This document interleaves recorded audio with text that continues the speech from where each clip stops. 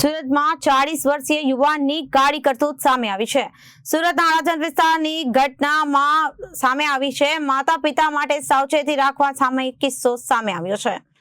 બે નાની દીકરીઓની છેડતી કરવામાં આવી હતી અને એક 5 અને એક 8 વર્ષની દીકરીની છેડતી કરાઈ હતી. જોકે અડાજણ પોલીસે નરાધામની ધરપકડ કરી કાયદેસરની કાર્યવાહી હાથ ધરી છે. સુરતમાં 40 વર્ષીય યુવાનની કાળી કરતૂત સામે આવી છે. સુરતના અડાજણ વિસ્તારની ઘટના છે. આ માતા પિતા માટે સાવચેતી રાખવા માટે કિસ્સો આવ્યો છે સામે.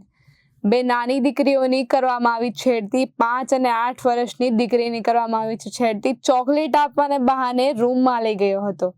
દીકરીઓની છેડતી કરતા બંને ભાગી ગઈ હતી. માતા પિતાને સમગ્ર બનાવની જાણ થતા મામલો અડાજણ પોલીસ મથક ખાતે પહોંચ્યો હતો. અડાજણ પોલીસે નરાધમની કરી છે ધરપકડ. પોલીસે આરોપી વિજય રાઠોડ નામના ઈસમની ધરપકડ કરી છે. અડાજણ પોલીસ સ્ટેશનમાં ગઈકાલે છેડતીનો અને પોક્સોની કલમ સાથેનો ગુનો નોંધવામાં આવેલો છે. બનાવમાં બે નાની દીકરીઓ છે, 9 અને 10 વર્ષની. એમની વિજય રાઠોડ કરીને જે આરોપી છે, જેની ઉંમર 40 વર્ષ છે અને એમના ઘરની પાસે જ રહે છે, એના દ્વારા છેડતી કર્યાની વિગત જણાઈ આવેલી, જે આધારે ગુનો દાખલ કરવામાં આવેલો છે.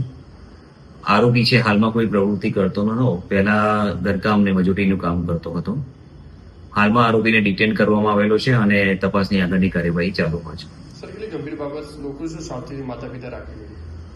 આમાં જે ધ્યાન રાખવાનું એ છે કે આરોપી છે એને ચોકલેટ આપવાનું કહી અને બંને દીકરીઓ છે એના ઘરે, પોતાના ઘરે લઈ ગયેલો હતો. આથી દરેક જે વાલી છે એમણે પણ પોતાના બાળકોને આ બાબતે સમજ કરવી જોઈએ કે આવી કોઈ લાલચ આપીને આપણને કોઈ વ્યક્તિ કહે તો એની સાથે દોરાવવું નહીં જોઈએ. Reporter Arvind Rathod, Janadesh news Surat.